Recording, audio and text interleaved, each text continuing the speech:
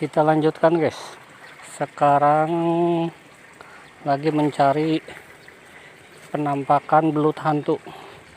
Ini kita cari belut yang super hantu nih, dengan pawang belut profesional nih, Pak Dadan Olay guys.